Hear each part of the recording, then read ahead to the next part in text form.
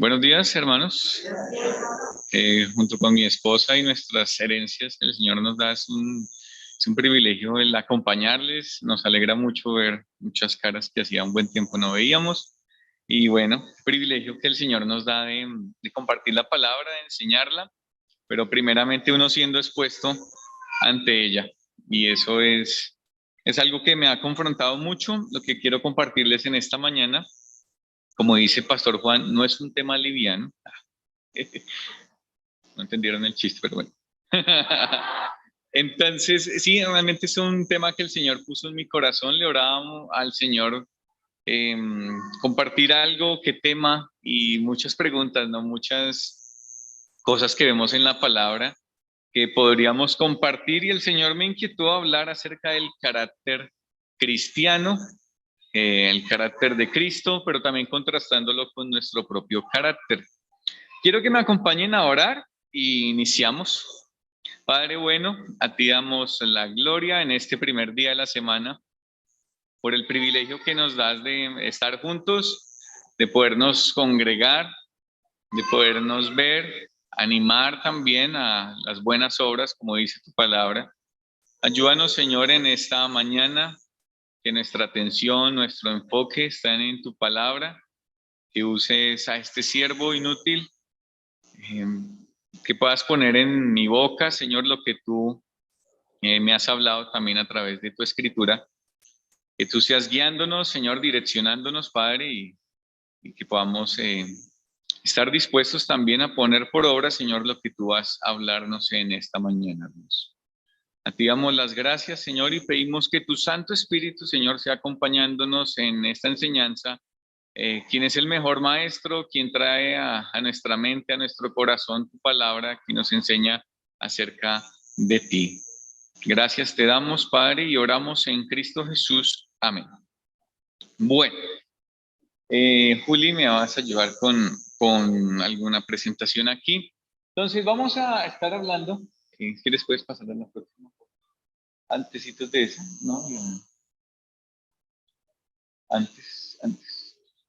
Eso. Cuando inicia un nuevo año, sé que no estamos en un inicio de un nuevo año, pero se proyectan planes, ¿no? Las personas dicen, el otro año voy a hacer dieta, voy a bajar de peso. El otro año voy a ir al gimnasio fielmente. El otro año voy a leer la Biblia todo el año. Sé que ustedes están en un plan de lectura y qué chévere que puedan hacerlo juntos. Qué desafío grande. Pero comienza el año y empezamos con estos planes. Pero ¿qué pasa cuando ya este 2021, ya vamos en septiembre? ¿Y qué con nuestros planes del 2020? Con las cosas que nos proyectamos, la dieta, la lectura, ¿las cumplimos? Muchas de estas cosas pues no las llevamos a cabo. Pero cuando voy a Dios y a su carácter, yo veo en un Dios que planea, que piensa y que ejecuta y que lleva a cabo todo lo que se propone. Veo en Dios que Él se proyectó en Génesis. Hagamos al hombre a nuestra imagen, conforme a nuestra semejanza. Ahí efectivamente encontramos en Génesis capítulo 1, versículo 26. ¿Me ayudas, Juli? Este versículo que es muy famoso, que lo hemos estudiado un montón de veces, que dice, hagamos al hombre a nuestra imagen, conforme a nuestra semejanza. Lo piensa, el consenso divino está ahí, y en el siguiente versículo que dice la Biblia, 1:27, vemos que Dios creó al hombre, varón y hembra, y los creó como a su imagen. Y esta palabra imagen, que nuestra hermana Emita sabrá un poco más de acerca de la etimología de esta palabra, tiene que ver mucho y está muy vinculada a lo que es la palabra carácter. Nosotros entendemos por imagen que son como esas cualidades propias de Dios que Él nos transmite, nos comparte, si podríamos expresarlo de esa manera, en que nosotros, digamos, Dios no puede compartir muchos de sus atributos, pero hay unos atributos que son transmisibles. Él los compartió. ¿Cuáles son? La mente. Dios es un Dios inteligente. Dios es un Dios que tú ves y ustedes tienen acá un gran privilegio de ver montañas, ver nubes, ver el esplendor de la creación de Dios. Y en todas estas pequeñas cosas vemos que hay una mente detrás de. Hay un diseño lógico, un diseño razonable y un diseño espectacular en la creación, de manera que Dios nos muestra que tiene una mente. Pero Dios también, la Biblia lo expresa que tiene emociones. Y vemos un Dios que es compasivo, un Dios que es amor, un Dios que tiene odio a ciertas cosas. Entonces, un Dios que tiene emociones, pero también un Dios que tiene una voluntad. Él tomó una decisión. Yo quiero hacer al hombre y efectivamente lo llevó a cabo. Entonces, Dios tiene mente, voluntad y emociones. Y esas tres características son compartidas con nosotros los seres humanos. ¿Tenemos una mente? Sí. ¿Tenemos voluntad? Sí. Ustedes decidieron venir hoy acá. Pues espero que hayan decidido, que no los hayan obligado. ¿Tenemos emociones? Claro que sí. Tenemos emociones. Entonces, estas características Dios no las comparte. Y esto de ser imagen no es más, no es quiere decir, como algunas sectas dicen, es que somos iguales a Dios. No. El ser hechos a imagen de Dios es que Dios nos transmite y nos comparte de esas características y de esas cualidades. Ahora, la palabra carácter, que leemos allá en el comienzo, dice, viene del griego carácter o carácter y del latín carácter. Entonces, ¿qué nos dice todo esto? ¿Qué es imagen? Dios nos transmitió y nos compartió su imagen. Qué privilegio tan grande que tenemos nosotros como seres humanos. Ahora, pensando en todo esto, nosotros también debemos notar que en Génesis 3 pasó algo. Hay un cambio abismal en Génesis capítulo 3. Estamos en Génesis 1. Dios planeó, Dios llevó a cabo, no es como nosotros que planeamos y pensamos muchas cosas y a veces no las terminamos. Dios planea al hombre y ejecuta ese pensamiento, lo lleva a cabo. Pero en Génesis capítulo 3 entra el pecado. Tenemos el pecado que entra a la humanidad y brinda una distorsión a la imagen de Dios. Una distorsión en que esas características ya están contaminadas. ¿Por qué? Porque nuestra mente, ahora qué piensa, ahora como dice Proverbios 6, ahora nuestra mente está maquinando hacia el mal. Nuestras emociones totalmente desenfrenadas y en una locura también. Nuestra voluntad la llevamos a cabo para cometer cosas pecaminosas. Y la Biblia expresa en un par de pasajes, Juli, en un par de pasajes que esa imagen continúa. Miremos Génesis 9:6. Voy a leerlo aquí. Dice, el que derramare sangre de hombre, por el hombre, su sangre será derramada. Estoy hablando de Génesis capítulo 9, versículo 6, después de que sale Noé del arca y tenemos ahí este texto bíblico en el que Dios establece la pena capital. Pero la pena capital, ¿sobre qué base? Sobre que ese ser humano es creado a imagen de Dios. Miremos otra cita en Santiago, capítulo 3, versículo 9. Dice, con ella bendecimos al Dios y Padre, y con ella maldecimos a los hombres que están hechos a la semejanza de Dios. Entonces esa imagen fue distorsionada, pero aún la conservamos. Y lo que vamos a ver hoy es cómo Dios, dentro de su plan eterno, va a llevar a cabo el que esa imagen sea totalmente restaurada. Entonces, ¿cómo lo hizo Dios? Miremos otro pasaje bíblico. Y vamos a tocar muchas citas, las tengo casi todas aquí para que podamos leer juntos, porque son muchísimas que vamos a compartir, entonces quiero que estén atentos también a las diapositivas y la podamos leer juntos. Colosenses capítulo 1, versículo 20, y ese es un versículo supremamente clave para mí y para el estudio de esta mañana. Leámoslo juntos. Dice, y por medio de él, ¿quién es él? Cristo. Reconciliar consigo todas las cosas, así las que están en la tierra como las que están en los cielos, haciendo la paz mediante la sangre de su cruz. La imagen de Dios fue distorsionada, pero Dios tiene un plan. ¿Y ese plan cuál es? Cristo. Viene Cristo. ¿Qué propósito tenía? ¿Qué dice el texto bíblico? ¿Qué venía a hacer Cristo? ¿Y qué reconcilia? Todas las cosas. Entonces, notemos que no es simplemente para decir, ah, sí, Jesús me salvó, sino Jesús viene a reconciliar todo lo que hay. La imagen del hombre fue distorsionada, De manera que Cristo viene a reconciliarla. ¿Cómo lo hizo? Según el texto bíblico. ¿Cómo lo hizo? Mediante la sangre de Cristo. El sacrificio de Cristo en la cruz es supremamente importante y vital en el plan de Dios. El sacrificio de Cristo en la cruz es totalmente vital. ¿Y qué viene a hacer Jesús? A establecer en una plena armonía toda su creación. ¿Qué cosa reconcilió la obra de Cristo? Todo. Esto incluye también el propósito de Dios para con el hombre en cuanto a su imagen y en cuanto a su semejanza. Entonces miremos una cosa, carácter. Estamos hablando de carácter. Entendemos que va vinculado hacia la imagen. ¿Y qué definición tenemos aquí? Esta definición dice es impresión. La imagen es impresión, marca o distinción. Las cualidades impresas por naturaleza o por hábito. O las cualidades de Dios, las cualidades impresas por Dios sobre cada persona y que la distingue de otras, como marca como individuo único o herencia. Cuando era pequeño, mi abuelito tenía una finca, la cual administraba, y él tenía su propio ganado allí.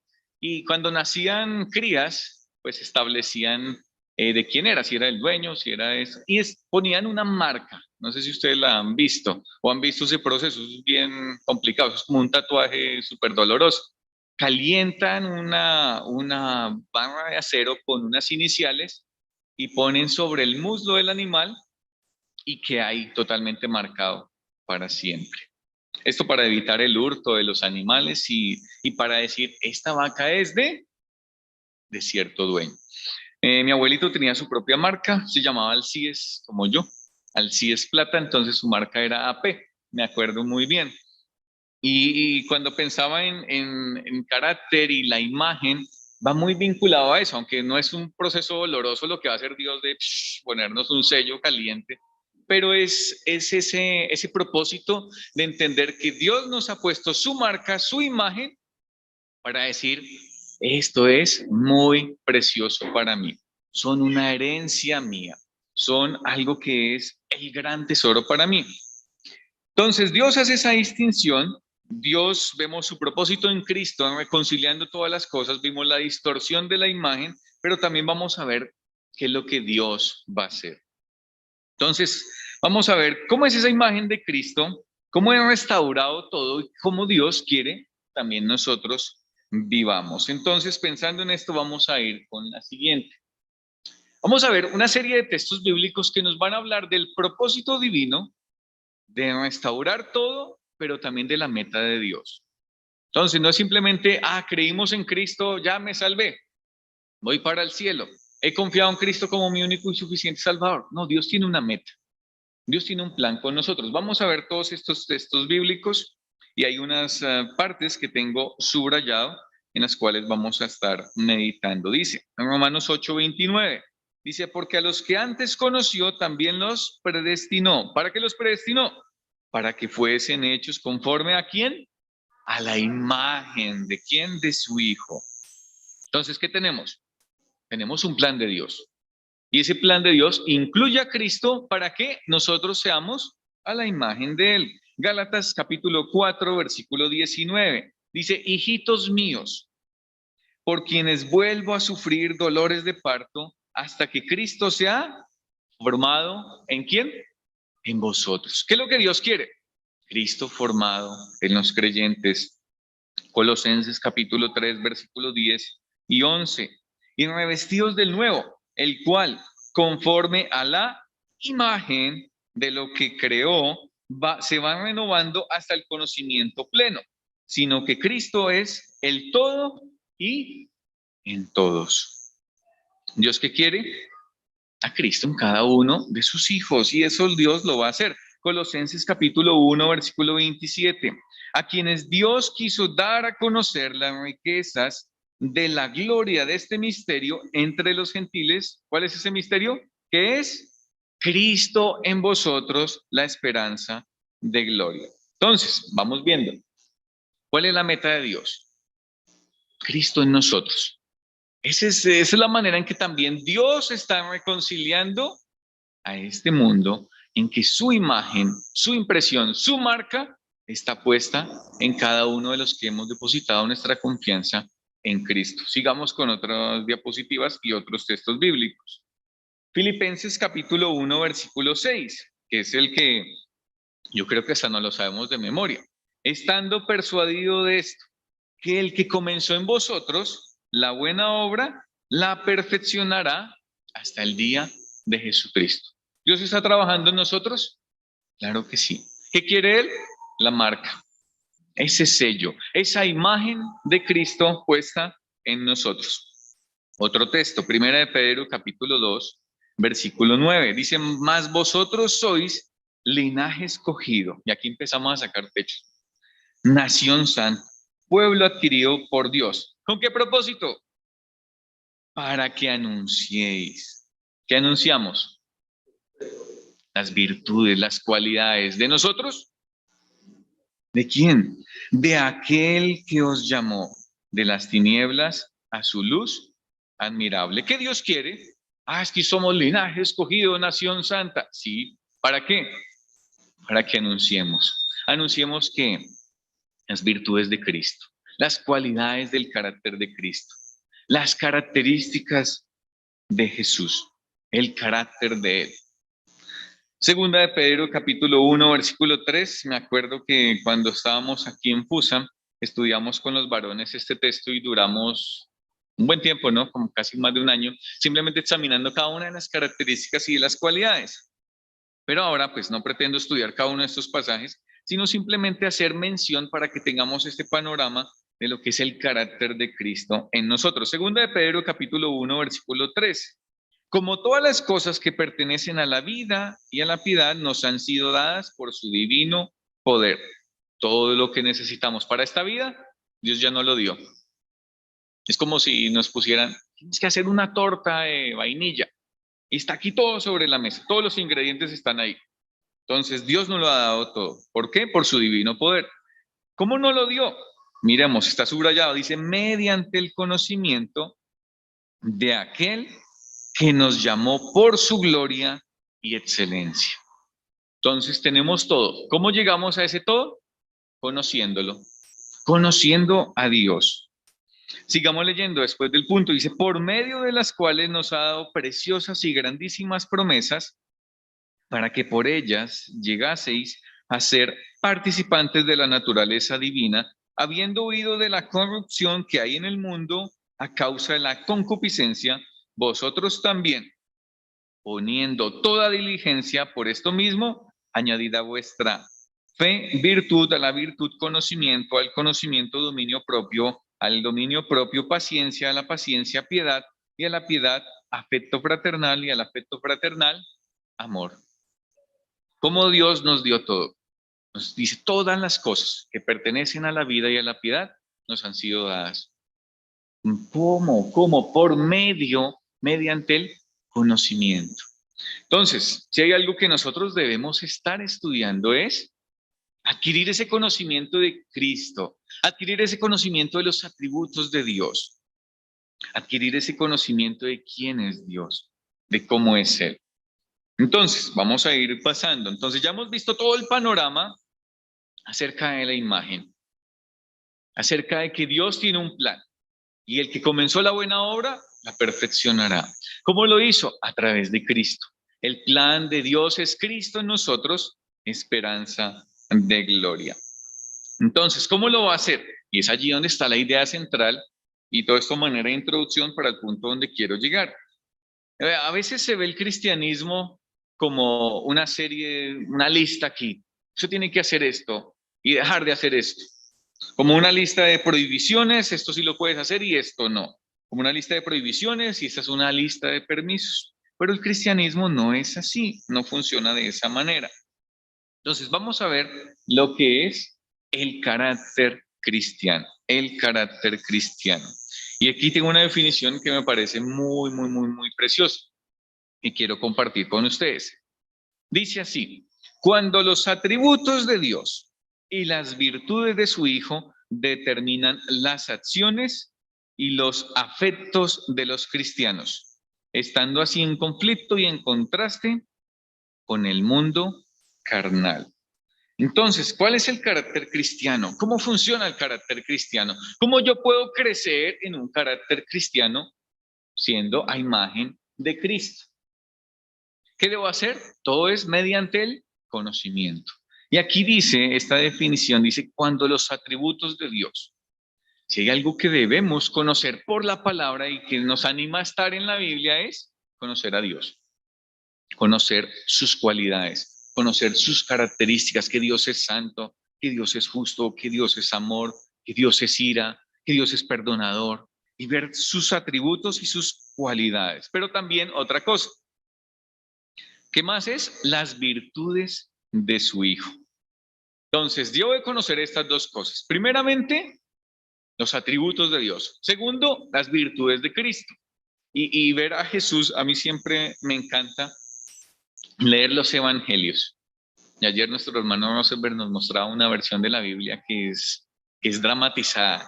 Y es genial como escuchar a Jesús y sus sermones, escuchar a Jesús y cómo rompía paradigmas de que viene un leproso y todo el mundo se alejaba y él va y lo toca, de que esa mujer que con el flujo de sangre va y lo toca, y muchas cosas del carácter de Cristo que nos enseñan, que nos animan y que son esas virtudes que también nosotros debemos ver, esas virtudes del carácter cristiano. Pero entonces, conozco los atributos, conozco quién es Jesús. ¿Y qué pasa con eso? Ay, ¿para qué leo la Biblia? Ah, sí, conozco a Dios y conozco quién es Jesús. Pero entre más le conozco, esas virtudes me van a llevar a determinar qué hago. Ahí está, determinar las acciones. ¿Qué voy a hacer? ¿Qué haría Cristo en mi lugar? Ah, es que en mi trabajo mira cómo me hablan. Entonces, ¿cómo voy a contestar yo? ¿Cómo voy a responder yo? Pero más yo conozco la santidad de Dios y la virtud de Cristo de ser paciente, la virtud de Cristo de ser compasivo, las cualidades de su carácter, ¿qué va a hacer? Va a determinar cómo yo me comporto, qué es lo que yo voy a hacer. Pero no solo eso, dice que también los afectos, ¿qué es lo que queremos? ¿Qué es lo que amamos como cristianos? ¿Qué es lo que nosotros nos gusta? ¿Qué es lo que nosotros de pronto compartimos bastante? La mejor motivación para la santidad es conocer a Dios. La Biblia dice, sed santos, ¿por qué? Porque yo soy santo. Ahí no dice, sean santos porque si no les va mal. Sean santos porque si no se enferman. No, Dios dice y es muy claro, sean santos porque yo soy santo. El carácter cristiano es entre más yo conozco a Dios, entre más conozco las virtudes de Cristo, voy a determinar mis acciones en base a esa verdad, en base a lo que conozco de Dios. Ahora, ¿qué cosas amamos también? Porque no simplemente nuestras acciones, sino lo que empezamos a amar. Eso hace parte del carácter de Cristo. ¿Qué cosas amamos? De pronto en Bogotá hay una plataforma que se llama Netflix y estamos trabajando con el grupo con jóvenes y todos es, ay, esa serie tan chévere, es muy buena. Y una serie que se llama El Juego del Calamar. Yo no la he visto, me han hablado acerca de ella por las redes sociales y ver muchos creyentes que están diciendo, ay, qué serie tan buena, qué serie tan chévere, tan chévere. ¿Y de qué se trata? No, es que matan un montón de gente y decir, como creyentes, ¿podemos estar amando esto? O de pronto ustedes vean una novela donde hay mucha promiscuidad, mucha sexualidad, mucho libertinaje. ¡Ay, qué novela tan buena! ¿Deberíamos estar actuando de esa manera? No. ¿Por qué? Porque eso va contra el carácter de Dios, contra las virtudes de Cristo, contra la misma verdad de la palabra. Vamos a ver esta fórmula antes de pasar a la siguiente. Bueno, veamos la siguiente y nos devolvemos a ver esta fórmula de abajo. Miren esta cosa que publicaron hace poco, que se publicó en las redes sociales, no me acuerdo por dónde fue, yo la publiqué, pero vamos a leerla atentamente. No sé si todos lo alcanzan a leer el meme, si no yo se los leo acá. Dice, por si a alguien le interesa, un amigo se ganó 2 boletas para el partido Colombia-Brasil del próximo 10 de octubre, pero le coincide con su matrimonio. Si alguien desea ir, es en la iglesia de la Sagrada Familia. La novia se llama Laura Martínez. Todo está pago, solo es casarse y ya. A mí me pareció muy chistoso inicialmente y lo compartí. Y después, charlando con mi esposa, pensábamos, ¿qué es lo que hay de fondo en este meme? ¿Qué es lo que hay de fondo? Nos parece súper gracioso y súper chistoso. Pero ¿qué es lo que estamos amando? ¿Qué es lo que nos muestra el meme? ¿Cuál es la esencia? Un partido de fútbol está muy por encima de el matrimonio, del amor. Y ahora cuando yo veo ¿quién creó el matrimonio? Dios. ¿Qué valor le damos al matrimonio? Y ahí son muchísimos los chistes y los memes que circulan acerca del matrimonio en burla. Y nosotros, ajá, no podemos reír.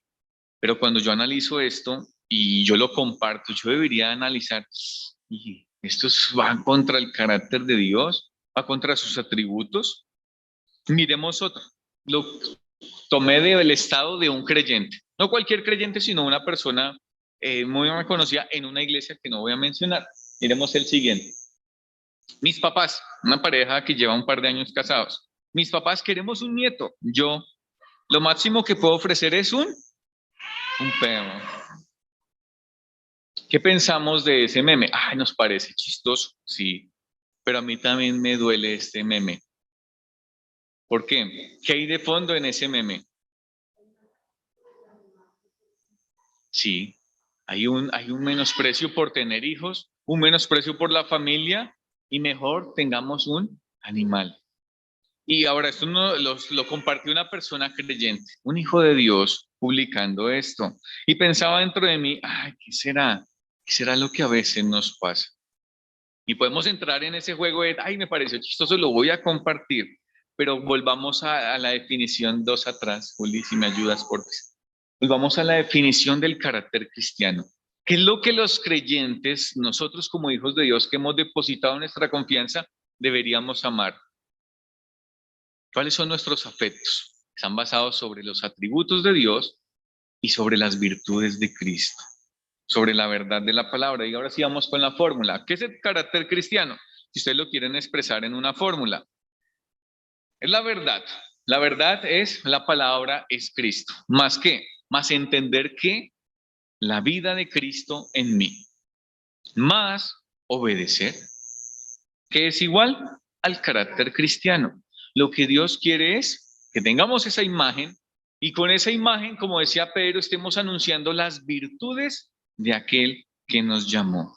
Entonces, ¿qué es lo que amamos? ¿Amamos este tipo de cosas? ¿Amamos este tipo de burlas hacia las cosas sagradas de Dios, como el matrimonio, como los hijos? ¿Cómo comienza todo esto? Y vamos dos adelante, Juli, si me ayudas, por favor. ¿Cómo comienza todo esto? Realmente, el punto es también a veces lo que nosotros les enfocamos a nuestros hijos. Y para nosotros es común ese tipo de imágenes. ¿Cuáles son los héroes de nuestros hijos? ¿Cuáles son los héroes de la juventud? Que Hulk, los Vengadores. Y esto nos gusta y las películas, decimos, son muy buenas. Pero miremos el carácter de cada uno de esos personajes. ¿Quién es Hulk? Bueno, no sé si ustedes ven las películas de Marvel, yo me he visto la gran mayoría. Pero ¿quién es Hulk? ¿Cuál es su carácter? ¿Qué muestra? Es un tipo que se aira y se convierte en el superhéroe. ¿Qué nos enseña eso? ¿Qué le estará enseñando eso a nuestros hijos, a nuestros jóvenes? La ira es buena y la ira y desenfocada y el enojo, mira, puede ser un héroe con eso. O el otro tipo, Iron Man. Y uno dice, no, pues muy chévere, que no sé qué, muy inteligente. Sí, pero ¿te das cuenta de su carácter? ¿Cómo es? ¿Cómo es Iron Man? Ayúdenme. Es arrogante, explosivo, déspota, vengativo. ¿Y su vida matrimonial cómo es? Un desastre total. Y ahora, ¿esa es la imagen de un héroe para nuestros hijos? Eso es lo que nosotros les comunicamos de qué es un héroe. Un desafío que nosotros tenemos como padres hoy día es mostrarles a un verdadero héroe. ¿Cuál es un verdadero héroe? Cristo en nosotros, pero no solo Él. Pues en Hebreos 11 tenemos una lista inmensa de hombres comunes y corrientes que no era que se iraban y se volvían un superhéroe, sino que en medio de las circunstancias difíciles mostraban las virtudes de aquel que los llamó. Un héroe es esas historias y esas biografías de hombres y mujeres de Dios que decidieron sacrificar muchas cosas por servir al Señor. Estamos leyendo la biografía de Amy Carmichael con nuestro hijo. Y qué chévere es poderle enseñar a nuestro hijo. Listo, bueno, él se sabe los nombres de todos esos. Nunca le hemos mostrado una película porque probablemente no aprendería mucho. Pero cuando voy y le muestro en la Biblia a los hombres de Dios con sus equivocaciones, pero también cómo mostraron esas virtudes de Cristo, pues es chévere. Y leyendo la biografía de Amy, ¿cuántos desafíos pasó esta mujer? Cuando ya estaba convaleciente y en una cama y no podía hacer mucho, ya dijo, me voy a poner a escribir. Y qué chévere es cambiar en nuestra mente a nuestros hijos la mentalidad de un verdadero héroe. ¿Por qué? Porque el carácter cristiano, en su definición, nos lleva a esta siguiente diapositiva. Dice, la vida de Cristo en mí. ¿Qué es el carácter cristiano? En otra expresión, la vida de Cristo en mí por el poder del Santo Espíritu, formada. Eso es algo que Dios está trabajando en nosotros, que Dios forma en nosotros, pero que no se queda ahí, sino que es manifestada. ¿Qué es la manifestación? Que es mostrada a otros. ¿Con qué propósito? Dice, para hacer la voluntad del Padre en todo tiempo, cueste lo que cueste. ¿Qué es lo que Dios quiere?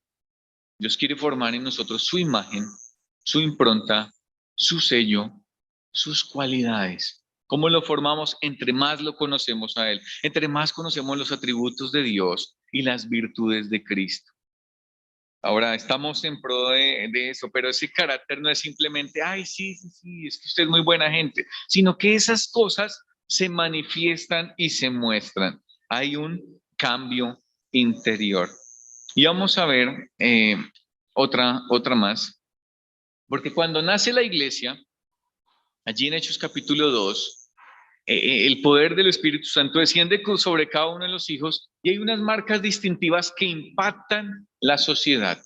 Hay unas marcas distintivas que empiezan a dar su fruto. Y ese carácter cristiano es mostrado allí en Hechos capítulo 2 en adelante.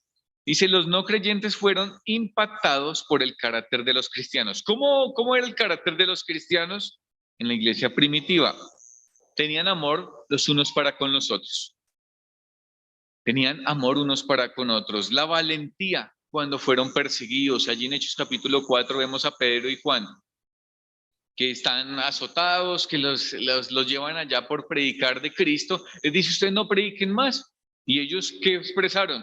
Bueno, sí, Señor, no vamos a predicar más. Con valentía dijeron, es mejor obedecer a Dios antes que a los hombres. Fueron perseguidos, sí. Un Esteban que no se amilanó cuando le estaban lanzando piedras, cuando lo estaban juzgando, sino que pudo expresar el mismo carácter de Cristo, perdónalos, perdónalos por lo que están haciendo. Valentía. Tercero, dice la acogida y la hospitalidad. Ayuda a otros. Dice la Biblia que tenían todas las cosas en común, veían una necesidad, entonces la suplían. El apóstol Pablo después fue a llevar una ofrenda a los hermanos que tenían una gran necesidad en Jerusalén. Y cuarto, la contribución voluntaria y el servicio. Contribución voluntaria y el servicio. Y la manera en que ellos también estuvieron apoyándose entre hermanos. Y eso, todas estas cosas, la hospitalidad, el amor, la valentía, fue una marca distintiva que para los no creyentes era como, aquí está pasando algo. Esos se están comportando totalmente contrarios. Así que pensando en esto, hay un Excel que voy a compartirles esta noche en el grupo de WhatsApp, donde hay 49 cualidades del carácter de Cristo. Y es un texto que estamos estudiando, bueno, estoy estudiando y me ha parecido un gran desafío, porque es ver lo que enseñó Cristo, la cualidad de carácter, pero también los dos extremos a donde nos podemos ir. Entonces vamos a ver hoy 3 cualidades del carácter de Cristo que pues quise destacar en este estudio. No vamos a ver las 49 para efectos de este estudio, porque si no, entonces sí alcanzaríamos a compartir la cena del Señor, pero a las 6 de la tarde. Entonces, vamos a ver varias cualidades y la primera de ellas es la atención. La atención. Entonces, este venadito que ustedes ven ahí se llama el venado de cola blanca. ¿Qué cosa tiene en particular el venado de cola blanca? Yo no soy un zoólogo ni pretendo saber mucho de animales, pero este animalito en particular está así en la manada y es un animalito muy nervioso, pero tiene sus dos orejas y las vive moviendo para todo lado. Y cuando escucha una cosa, ¡tum!, sus ojos, que son grandecitos, están atentos. Sus oídos, sus orejas, perdón, se levantan y están atentos ante el peligro. Y cuando ven un cazador, porque los cazan bastante, cuando ven un cazador, ¿saben qué hace? Levanta su colita y advierte a los demás venados, hay un peligro, y huyen. Este venadito que Dios creó nos enseña la cualidad de la atención. ¿Qué es estar atento? Tengo una definición aquí. Dice, mostrar el valor de la dignidad de Dios en una persona o tarea, concentrándome totalmente en ella. Entonces, es concentración. Mi esposa me dice, Daniel, es que cuando tú hablas, tú no miras a las personas. Y entonces vienen a veces, tengo conversaciones con algunos chicos o con algunos hermanos en la iglesia y yo estoy mirando para otro lado. Me dice, tú no estás atento y eso de estar atento es importante. Y entonces si tú no estás mirándolo a los ojos, no estás prestando atención. Pero pues yo sí presto atención, solo que en ocasiones me voy a los dos extremos también. ¿Cuáles serían los dos extremos? Por un lado tenemos la distracción. Entonces que estamos aquí y de pronto pasó algo y me fui mentalmente. O la abstracción. Entonces ustedes me están mirando atentamente, pero están mirando, uy, ese micrófono cómo está torcido, tal cosa, y nos abstraemos también. ¿Será importante la atención? ¿Qué creen ustedes? Sí, es importante. Y a mí, aunque uno dice, pues la atención, pues sí, eso se le enseña a los niños, y sí hay que enseñárselo a los niños, pero también es vital en nosotros como hijos de Dios. ¿Por qué es importante prestar atención? La atención es supremamente importante porque Dios la enseñó. Dios la enseñó en las Escrituras. Y miremos un texto bíblico en Deuteronomio capítulo 28. Me fui al Antiguo Testamento para mirar la atención, una cualidad del carácter que Dios quiere que nosotros mostremos. ¿Por qué es importante? Miremos aquí. Acontecerá que si oyeres atentamente. ¿A quién? ¿A Moisés? La voz de Jehová tu Dios para guardar y poner por obra todos sus mandamientos que yo te prescribo hoy. También Jehová tu Dios te exaltará sobre todas las naciones de la tierra. ¿Cuál es el propósito de prestar atención?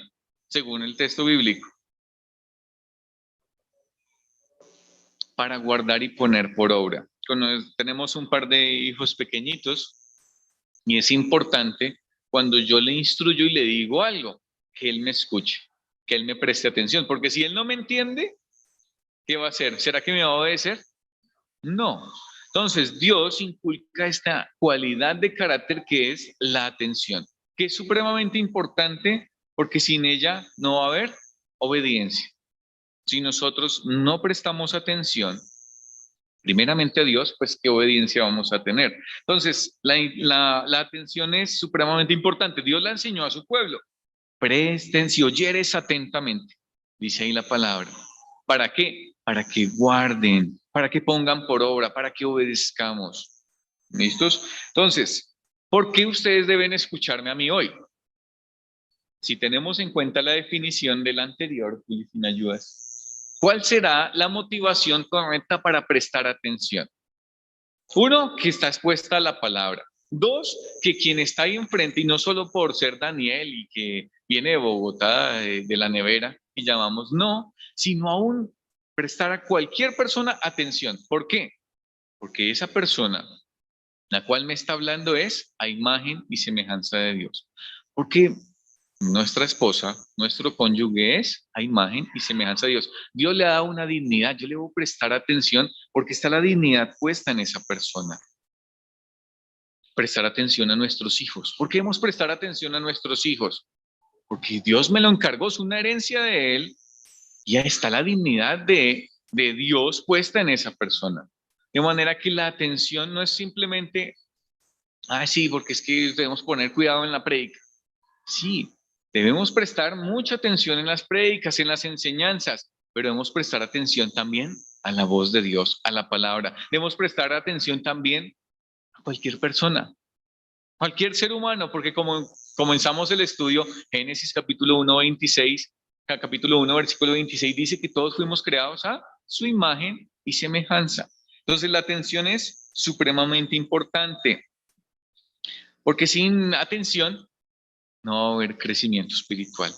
Sin esta cualidad de carácter no vamos a crecer, porque escucharemos mucho, no entenderemos y quedará totalmente así. Entonces la invitación para primeramente decir, mira, qué cualidad de carácter de Cristo yo debo formar en mí, es la atención. Pregunta, antes de pasar a la diapositiva, ¿cuándo Jesús mostró esta cualidad de la atención? ¿Cuándo Jesús mostró esta cualidad de la atención? Pueden pensar en algún evento en que tú digas, uy, Jesús estuvo atento en esta circunstancia. ¿Todo el tiempo? ¿Cuándo qué? Cuando dijo que los niños vinieran a él. Sí, los discípulos diciendo, ay, no, los niños no, por aquí no, no molesten al maestro. ¿Y Jesús qué dijo? No, tranquilo, yo me lo imagino a él alzándolos y jugando con ellos, diciéndole, mira, de ellos es el reino de los cielos. Pero hay un evento que me gusta y está creo que en dos diapositivas aquí. Lucas, aquí no puse la cita bien, Lucas capítulo 2, versículo 46, para los que están tomando nota. Me gustó mucho este versículo. Jesús tiene 12 años y sabemos que fueron al templo. ¿Y qué día hace Jesús aquí? Miremos versículo 46, dice, y aconteció que 3 días después le hallaron en el templo, sentado en medio de los doctores de la ley. ¿Qué estaba haciendo Jesús? Oyéndoles y preguntándoles. ¿Qué hacía Jesús a la edad de 12 años? ¿Cuántos años tiene Esteban? ¿11? ¿13? Imagínate, un chico como de la edad de Esteban. ¿Y qué está haciendo? ¿Hablando mucho? No, él está oyendo y preguntando. ¿Está prestando atención? Sí. ¿Está atento? Sí. Pero también está preguntando. Para oír y preguntar tiene que estar atento. De manera que en Jesús tenemos el ejemplo de la atención. Dios nos lo enseñó, Deuteronomio capítulo 28. Y ustedes leen el libro de Proverbios. Y el libro de Proverbios es espectacular, porque cada cierto pasaje dice, oye, hijo mío, presta atención. Y para los que son chiquitos aquí, presten atención a lo que su padre dice. Y lo dice Salomón un montón de veces en el libro de Proverbios. Entonces, prestamos atención a la palabra de Dios, prestamos atención a nuestra esposa, a nuestro cónyuge, prestamos atención a nuestro hijo, a nuestro hermano en Cristo. ¿Qué es lo que nos debe motivar de aquí en adelante a ser atentos? Y es que la dignidad de Dios está puesta en esa persona. Miremos otra cualidad, otra característica, dominio propio. Dominio propio. ¿Qué es dominio propio? Yo tengo una definición aquí, dice, es el fruto del Espíritu Santo que resulta en rechazar los deseos indebidos y hacer lo que es correcto. Y otra definición dice el poder de gobernarme y controlarme. Entonces, todo esto viene de Dios. Si notamos, el dominio propio es una cualidad de los creyentes. ¿Por qué? Por el fruto del Espíritu Santo. Ahora, pensemos y lanzo la pregunta, ¿cuándo Jesús mostró dominio propio? ¿Pueden pensar en algún evento en el que Jesús mostró dominio propio? En la cruz mostró dominio propio, ¿cómo, Laurita?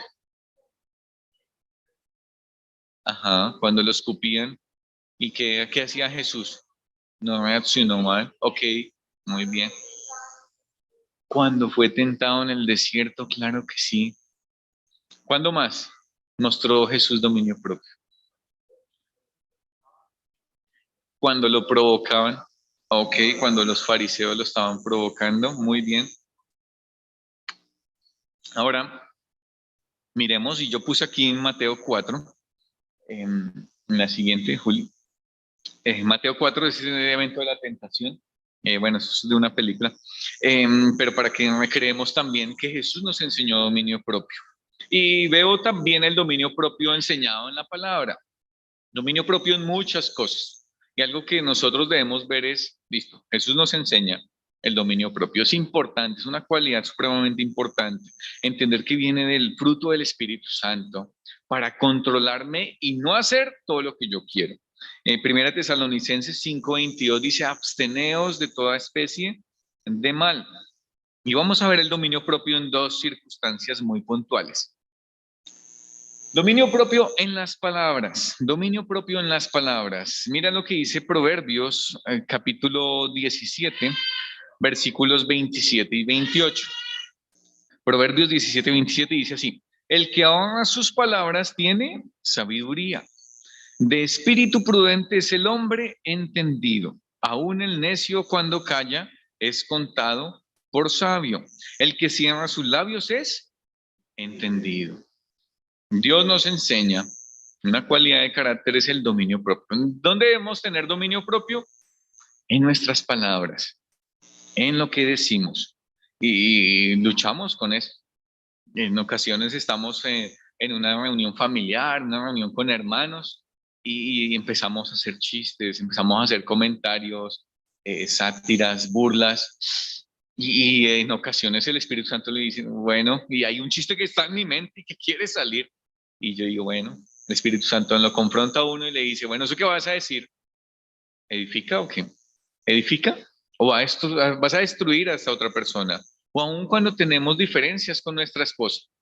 Y quiero decirle algo que está en mi corazón, pero que podamos tener ese dominio propio y ser prudentes, cerrar nuestros labios. Dice aquí el texto bíblico, dice, aún el necio, cuando calla, es contado por sabio. Entonces, ser prudentes con nuestro hablar, ser prudentes con lo que decimos. ¿Listos? ¿Por qué? ¿Cuál es la motivación? Voy a destruir a otra persona que es a imagen y semejanza de Dios. ¿Listos? Miremos otro aspecto del dominio propio. Dominio propio también aplica en la comida. ¿Hemos pensado en esto? Eh, Época de pandemia y nos subimos de peso. Yo me subí de peso, no me acuerdo cuántos kilos, no me pesé. ¿Pero por qué? Estábamos en casa y, ay, no, que vean una película y usted ve película y no puede verla sin comer, porque es que sin comer no es tan chévere. Entonces empezamos a comer y a comer. ¿Qué dice la Biblia acerca del dominio propio en cuanto a la comida? Proverbios capítulo 23, versículo 19 al 21. Dice así, oye, hijo mío, y aquí tenemos la atención también. Oye, hijo mío, y sé sabio y endereza tu corazón al camino. No estés con quienes, con los bebedores de vino, ni con los comedores de carne, porque el bebedor y el comilón empobrecerán, y el sueño hará vestir vestidos rotos. ¿Qué es el consejo de Salomón aquí? Inicialmente pues habla a su hijo y no va a profundizar mucho en el texto, simplemente sobre la parte que está resaltada, porque la Biblia habla muchísimo acerca del dominio propio en el comer.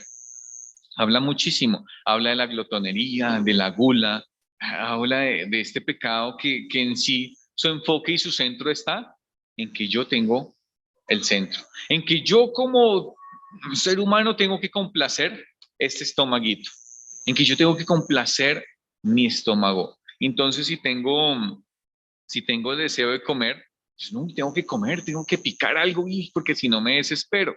Pero, ¿qué es lo que nos anima el Señor? A tener dominio propio, a tener ese control y es fruto del Espíritu Santo el dominar nuestro cuerpo, dominar nuestra carne y decir, no lo voy a hacer. Ahora, no estoy diciendo que no comamos, ¿no?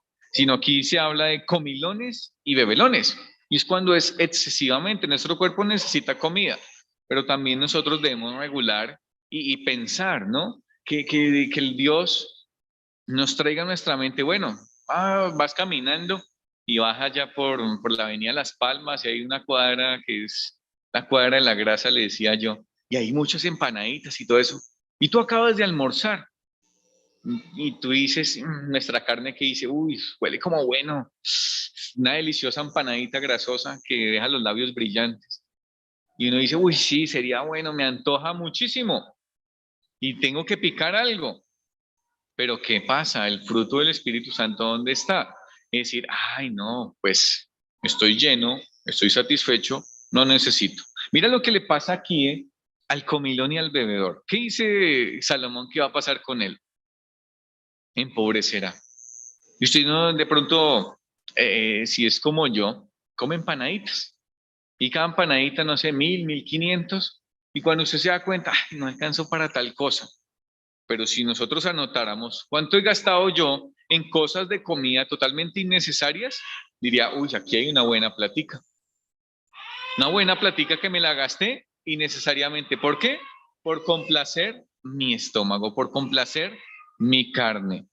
Entonces, mucho que decir, la Biblia habla muchísimo acerca de todo este tema del dominio propio en el comer y ustedes pueden mirar varios pasajes de la palabra acerca de esto. Pero algo que nosotros debemos notar es también que el carácter de Cristo, que esa imagen de Cristo, que Cristo nos enseñó allá en Mateo 4, cuando viene el tentador y le dice, convierte estas piedras en pan, ¿el qué prefirió hacer? Decir, no, yo voy a hacer la voluntad del Padre, yo no voy a hacer lo que tú quieres, yo voy no a suplir esta necesidad aquí, me voy a abstener de esto. Como el apóstol Pablo también lo dice en Primera de Corintios, dice, sino que golpeo mi cuerpo y lo pongo en servidumbre. Mostramos esta cualidad de dominio propio en el comer, mostramos esta cualidad de dominio propio también en el freno de nuestra lengua. Estamos adorando a nuestro estómago, a estar complacidos y saciados y decirnos tengo que comer porque si no me enfermo.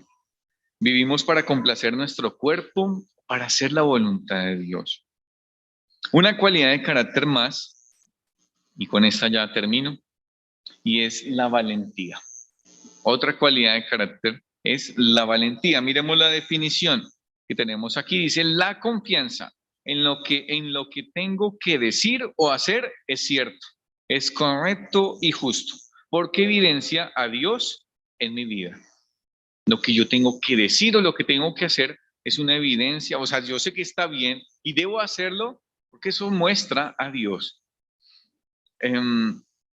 ¿Cuándo Jesús mostró valentía? Pensemos un momento, ya tenemos la definición. Y ayúdenme ustedes, ¿cuándo Jesús mostró valentía? En la tentación, ok. Otro evento en que Jesús nos enseñara, tenemos que ser valientes, tenemos que hacer lo que yo sé que está bien, lo que es correcto y justo, porque esto evidencia a Dios en mi vida. ¿Qué otro momento Jesús fue valiente? En la santificación del templo, claro, imagínate, todo el mundo diría a Jesús, pero ¿por qué hiciste esto? ¿Por qué estás volcando todo? Pero él sabía que debía hacerlo. ¿Por qué? Porque eso mostraba el carácter santo de Dios, el celo de Dios en su corazón. Yo tengo aquí varias cosas y vamos a ver un evento cuando él está siendo arrestado. Jesús, bueno, antes está en la cena con sus discípulos y le dice a Judas, lo que haces, hazlo más pronto. Lo que tienes que hacer, hazlo pronto. Sabía, Jesús sabía, Judas me va a traicionar, me va a vender, van a venir, me van a arrestar y yo voy a morir.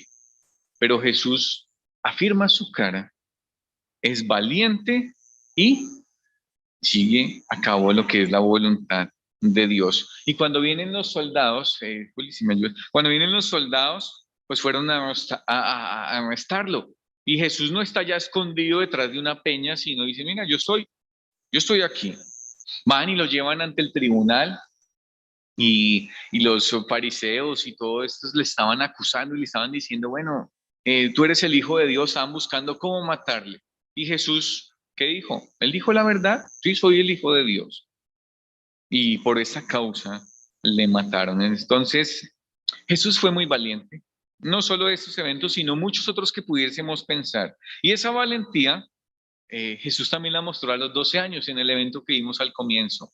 Jesús fue valiente en medio de un montón de eruditos, él hablaba, él los oía, él les preguntaba, él está compartiendo acerca del reino de Dios en medio del templo a los 12 años. Jesús, cuando tenía oportunidad, él hablaba acerca del reino, él hablaba acerca de Dios. ¿Para qué? Para que las personas le conocieran. Josué capítulo 1, versículo 7, que es un versículo que sabemos de memoria, que habla Josué, anímate, esfuérzate, sé muy valiente. Y Josué en muchas oportunidades, Dios le dice esta misma frase. Pablo, en la segunda carta de Timoteo, la segunda carta a Timoteo le escribe lo siguiente.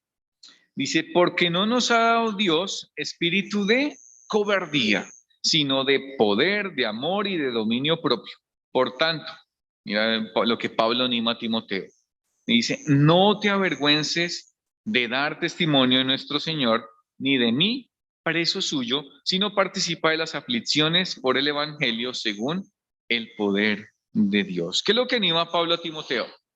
Timoteo, el fruto del Espíritu Santo es ser valiente. No seas un cobarde. ¿Un cobarde para qué? No te avergüences en dar testimonio de nuestro Señor, del apóstol Pablo, que Timoteo no se avergonzara de quién es Cristo y que nosotros no nos avergoncemos de ser valientes también como Jesús y dar a conocer las virtudes de aquel que nos llamó. Hermanos, tenemos ese carácter de Cristo que Dios pone como un sello. Tenemos una instrucción de Dios, tenemos el ejemplo de Cristo también, y son muchas cualidades más para estudiar también. Pero hablando de la valentía, debemos ser valientes. ¿Valientes para qué?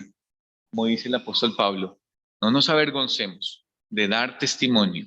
No nos avergoncemos de mostrar las virtudes de aquel que nos llamó. No nos avergoncemos de quién es Cristo, de en quién hemos creído. Esa valentía viene por el poder del Espíritu Santo. El dominio propio viene por el poder del Espíritu Santo. Eh, la atención viene por el poder del Espíritu Santo. El carácter cristiano es la vida de Cristo en mí, mostrada y manifestada. Así que el carácter de Cristo, los atributos de Dios nos ayudan y nos empujan para no callar, para que nuestros labios no callen, para que nuestro testimonio no sea, sí, yo estoy dando testimonio y aquí estoy trabajando, sino yo tengo que hablar. Un testigo habla lo que ha visto, lo que ha oído. Un testigo no calla. Entonces, tenemos que ser valientes. Yo me identifico mucho con Timoteo. Me cuesta trabajo compartir el Evangelio, pero el Espíritu Santo me empuja. El Espíritu Santo me anima. El Espíritu Santo me dice, no calles, Daniel. No calles cuando tengo una persona y el Espíritu Santo me dice, tienes que hablarle al Señor. No callemos, hermanos, tenemos que ser valientes. Miremos ya la conclusión. Última diapositiva. ¿Cuál es la conclusión final? La vida de Cristo en mí. Eso es el carácter cristiano. Pero no es Daniel, no es Esteban, no es Víctor, no es Rosana, no es Julián. Es la vida de Cristo en nosotros. Por el poder del Espíritu Santo, formada, pero no simplemente se queda ahí, sino que se manifiesta, manifestada para hacer la voluntad del Padre algunas veces. No, hacemos la voluntad de Dios todo el tiempo, cueste lo que cueste. El fruto del Espíritu es el carácter de Cristo viviendo en y a través de un individuo y que eso nos identifica a nosotros. Ese fruto lo hace internamente. Notemos que la obra del carácter de Cristo es algo que yo me expongo a la palabra, conozco los atributos de Dios, conozco las virtudes de Cristo, internamente me va transformando. Pero externamente, ¿qué sale? Externamente, ¿qué sale? Algo que es totalmente contrario y opuesto a lo que viven los demás. Pero ¿por qué no te burlas de este meme si es tan chistoso? No, hermano, eso atenta contra el carácter de Cristo. Y yo no vivo una vida en conformidad al mundo, sino totalmente opuesta. Pero todo esto es en dependencia del Santo Espíritu de Dios, la vida de Cristo en nosotros. Y son muchas cualidades más que Cristo nos enseña, que Cristo nos modela y que Cristo también, por el poder de su Santo Espíritu, quiere que vivamos. Porque cuando nosotros mostramos el carácter de Cristo, anunciamos las virtudes de aquel que nos llamó.